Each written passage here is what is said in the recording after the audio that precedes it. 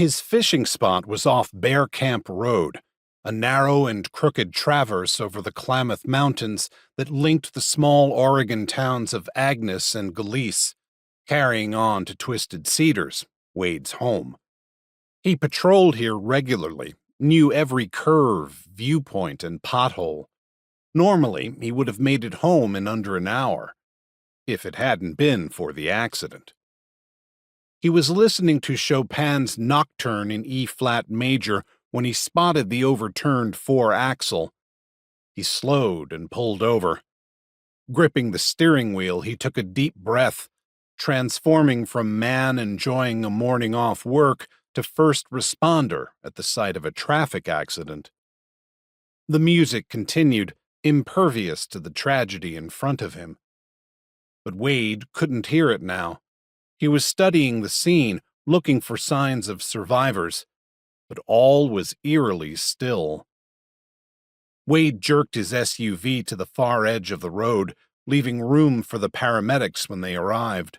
It was obvious they'd need paramedics.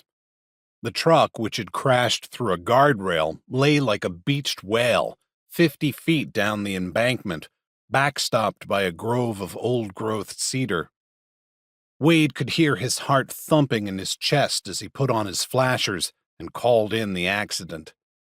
Then he stepped out into the hot, heavy July air and tried to find a route down the embankment. "Hello? Anyone in there?"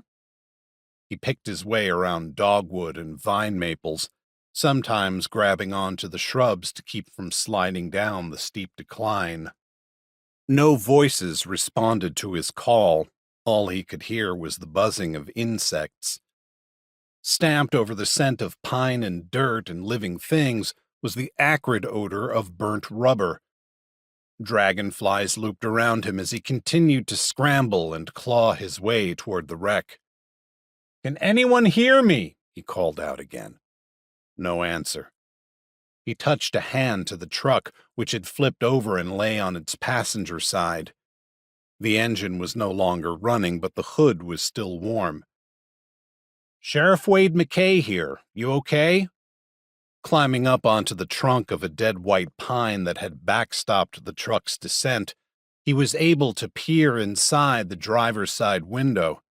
A big, balding man in his late 50s was slumped over his seatbelt. Blood trickled out of his mouth, and Wade's gut tightened.